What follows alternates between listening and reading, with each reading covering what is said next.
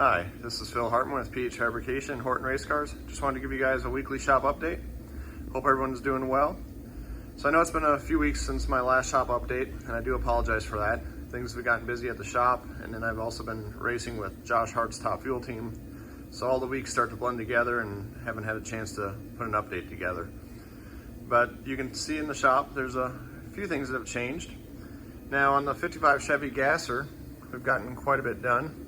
So we've got the bars ran through the firewall to the front end. We have to add a few more bars to this, but we're holding off until we get the headers built or figure out what configuration of headers we're gonna run so we don't put bars in the way. Also waiting on the radiator. Once the radiator shows up, we can get that mounted. Now the cage inside the car is pretty much finished up.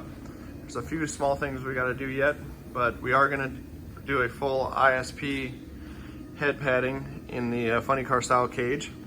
Now, this cage turned out really nice. I'm pretty happy with how it all looks. I know the customer came by a week ago and checked it all out and was really excited the way it looked. Now I know there's a lot of people that have commented and said that this doesn't look like a Gasser anymore because it's got a funny car style cage or a Pro Mod style cage in it. Well, I'm gonna have to argue that a little bit. If you wanted an original Gasser and they were running the speeds like they ran in 1960, which would have been your 10.0s, 990s, then a regular cage would have been just fine, and we could have made it look exactly like a old school Gasser. But when they're running the speeds they are, and the customer asks for as much safety as possible, so we made sure we could still put a funny car style cage in these, but yes, it doesn't look like a Gasser. But when it comes to the safety, does it really matter? I mean, that's the way I look at it. If these classes want to run like the 60s and have a car that looks like the 60s, maybe they need to put a limitation on the motor size and give everybody an index. I know nobody likes index racing, but you're going to jeopardize the safety for speed. It just doesn't make any sense. But all in all, I'm happy with how everything looks. We tried to keep the car looking as much like a Gasser as possible. Once you add a window post in here, a lot of this will disappear. But looking forward to seeing this car on the track, and I know the customer's excited to get it back to his house too and start putting it together. Now the rear end is pretty much all in place. We do have to add a wheelie bar and a few things like that, but I'm gonna get this car actually together, or the wheels in it, and set it on the ground. That way we can start building the wheelie bar. Once the wheelie bars are built, we'll pull the rear end out, get everything powder coated and installed, so that way when the customer gets it back, he doesn't have to pull it all back out. But like I said, it's been a good project having the shop, and looking forward to getting it back to the customer. Now over here, we have a altered. Now this is just a bracket car. It's kind of got a unique story. J-Ed built it back in 1986. There's a lot of things that have been updated to it since then, but it's kind of funny how things find their way back to the Horton Race Cars shop. So the customer was having issues with this car going hard right.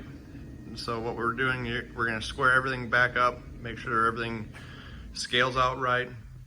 We also have a few updates to do. We need to add the helmet bars, which back in 1986, you didn't even need helmet bars. But to pass the NHRA rules now, you need helmet bars, so those are going to go in.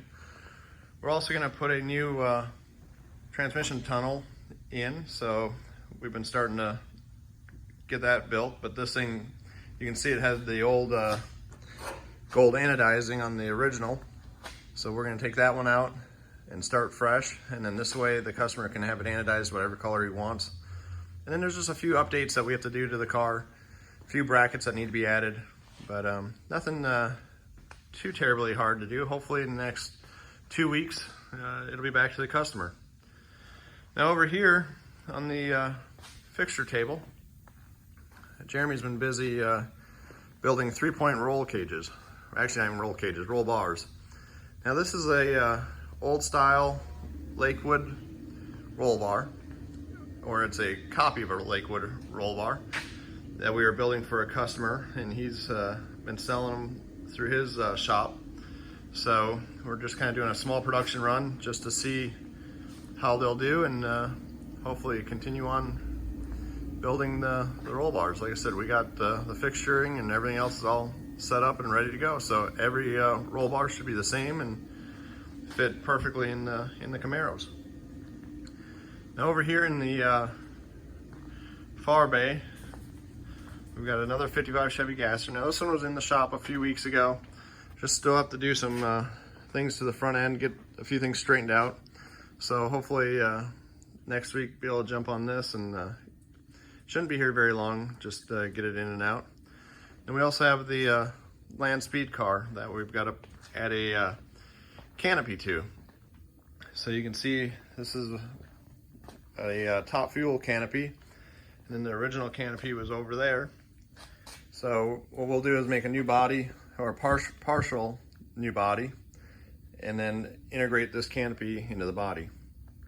So a lot of work coming in, and normally I don't like having this half of the shop this crowded and where you can't work in over here, but for right now I'm gonna just have to try to move cars and put in some long hours and get things in and out. Well, that is all for my weekly shop update. I do want to give a shout out to SRI Performance for all your continued support.